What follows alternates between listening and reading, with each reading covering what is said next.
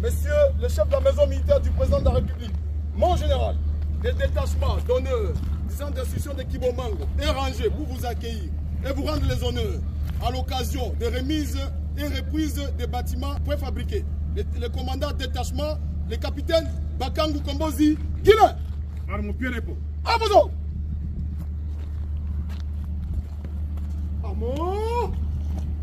Tiens.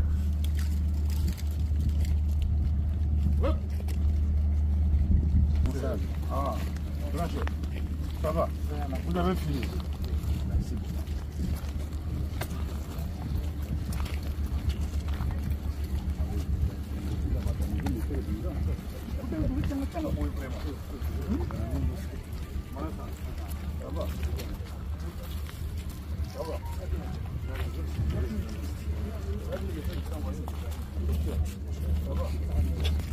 On va commencer pour voir la cuisine parce qu'on a une salle de pâtisserie qui a été construite. Et puis il y a de notre côté, on a la salle de restauration. Et puis là derrière, il y aura les dortoirs. Si on peut commencer là.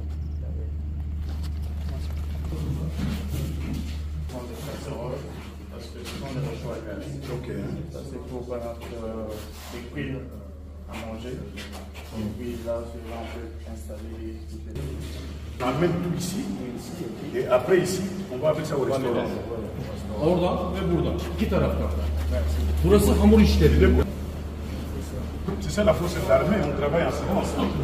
Air coordination'ları çalıştığını görsünler. Tamam çalıştıralım. Oradan da şey yapalım. Şuradan gösterelim. İyi çalıştıralım. Güzel olarak.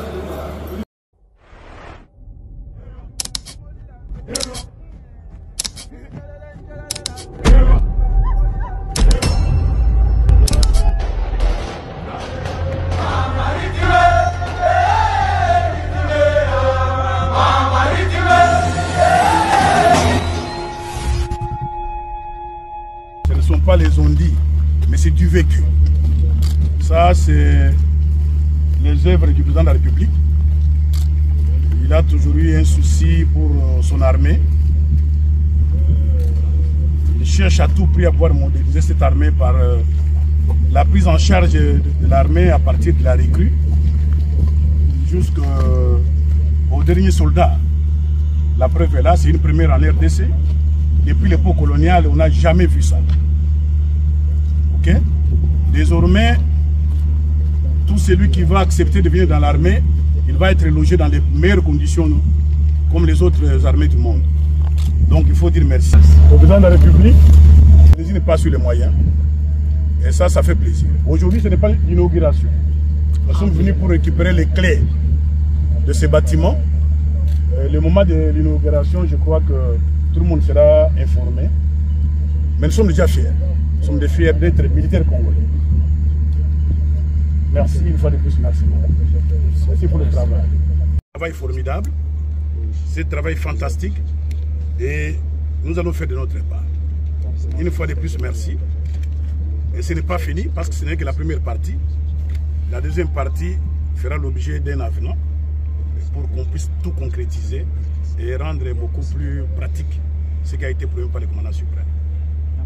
Je vous en prie. Voilà. Vous garderez jalousement ces bijoux. Moi, j'ai été formé ici, sous les arbres. Ok? Ceux qui viendront demain seront dans cette bourgeoisie qui ne dit pas son nom. Une fois de plus, merci au président de la République. Allez, merci mon ami. Je vous en prie. Kama mtu anajua kama anaweka FARDC kwa kipango yake, kama mtu anajua kama anaweka mzalendo kwa kipango yake, amwambie ajirani. Ni kusema probabilite kumzalendo sababu ni civil. Yeye kuko probabilite mbili. Ya kwanza atatuambia kama anapenda jeshi, okay, tuende tumuweke ku centre ya formation sababu wengine wako tayari Rumangabu. Wako na sibile formation ya recyclage. Ndio ni kusema kusupula vichwa sababu hawakuweza kuitika kukomprendre kama wapasha chunga raia na mali yake. Ni kusema FDLR akakamatiwa, okay, tayari aende kwa Rwanda.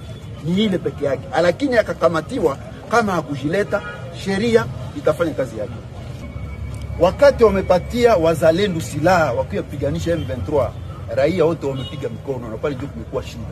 Wakati unapigia upumbafu mikono unaaplodire, konsekasi zinakuwa za mbaya. Ndio hizo sasa, sababu haiwezekane upatie mtu mwenye hakupata formation, mtu mwenye hakufuata mafunzo ya kuchunga silaha, unampa silaha, ile silaha pahali ichunge itakonstitue danger, itakonstitue hatari kwa raia, na ndio shida yote tunayo. Sasa unaona vile yote ilikuwa na hala silaha, kwanza hao peke hawakuwa wanaweza kukontrole. Sasa ile usalama itakuwa processes, donc ni kusema tuko nenda polepole. Kiwanja nako imekuwa hivi, nimeongoza kiwanja nako imekuwa hivyo hivyo, lakini leo hii kiwanja ukauliza, unahakikisha ya kwamba unaweza fanya 3 mois, 2 mois, 6 mois, hauyasikia kudebali, na hapa itawezekana sababu tutaweka nguvu. Mwenye hapendi kukubali sababu leta c'est le viata, kusema iko na nguvu, na nguvu iko, itawezekana. Tumezungumza hivi kuhusu wakimbizi, tumewaambia warudi wa kwao. Wakati tulikuwa napigana kugomboa mji wa kiwanja pale kukaya Nyongera, wamingi wanijua, kulikuwa na wale wakimbizi wa kutokea muunani mu collectivité ya collectivité ya Jomba, groupement ya Jomba eskize. Ni kusema wakati walirudi makwao hakukuwa shida. Na wale ni kusema tutaendelea, kitu ya kwanza ni sensibilisation, warudi makwao sababu ndio kuko nyumba, ndio kuko shamba inyita walisha na kusomesha watoto wao. Kitu ya pili, wale wagonjwa tutaongea na wakubwa, tuone kama tutatia dawa kwa hospital waweze kutunziwa, na tuone kama tutaweka ile nani toilette wese asilispeji mtoka kuongezea hapa isaidie wale wakimbizi. Lakini ya muhimu mkimbizi arudi, aende lima, aende fanya kazi, maisha iendelee. Kuhusu masomo ni kusema kisha vita maisha inapaswa rudia. Tumefanya vile fasi yote kiwanja, na hapa maisha inapaswa rudia. Kusema saa hii nataka toka nizunguruke fasi yote kwenye kuko shule, tuone kama tuonani na ba chef de division, ba directeur, ba prefet, maisha irudie, watoto warudi shuleni. Sababu kiwanja maisha ile on passe plus de la guerre, na hapa itafika. Ni kusema tutawazungumzia ya kwamba mwenye iko na ndugu yake mwenye alikimbia arudie. FARDC haitarudia tena hapa, c'est fini, haitarudia. Sisi tuna nguvu. Ni kusema kama wametoka hapa vile na zile nguvu tunazo, sisi Mungu, sisi tunatumika na Mungu, ni Mungu ndiye anatuwezesha. Na hiyo pili ya mabenki tutazunguza na wakubwa, tuone kama tufanye mkutano na watu wa mabenki, tuone kama ile activite nayo itarudia namna gani. Tusema tutakuwa narudisha activite etape par etape, tuone kama maisha sekta yote ya maisha yote inaweza reprendre activite, na vile yetu ya Goma irudishe sura yake ya zamani.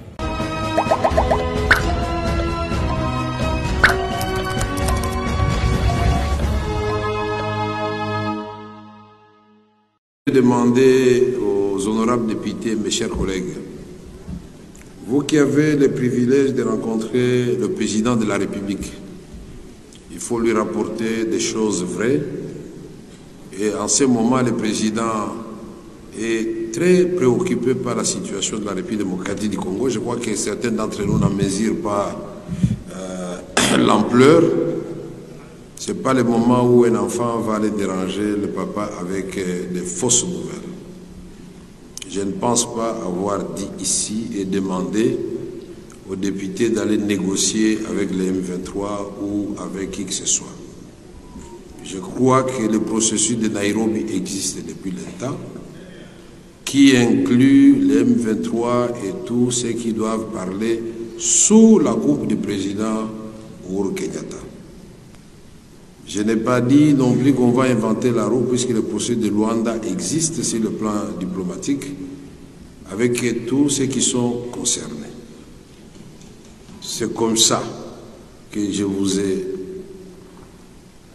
fait l'honneur, et c'était pour éviter toute ambiguïté, pour que les rapporteurs vous lisent exactement le contenu, la lettre du président de la République. C'était écrit en français clair et qui n'appelle aucune interprétation. Le président de la République, commandant suprême des forces armées, qui a toutes les données que vous n'avez pas, vous qui croyez l'aimer plus que tout le monde, le président a demandé que les députés et les sénateurs puissent réfléchir et lui apporter leur contribution sur 2 volets, diplomatiques et politiques. je ne pense pas que dans cette lettre-là, il a demandé qu'on lui amène un volet de déclaration de guerre. Puisque la guerre est déjà là, nous la faisons depuis 3 ans.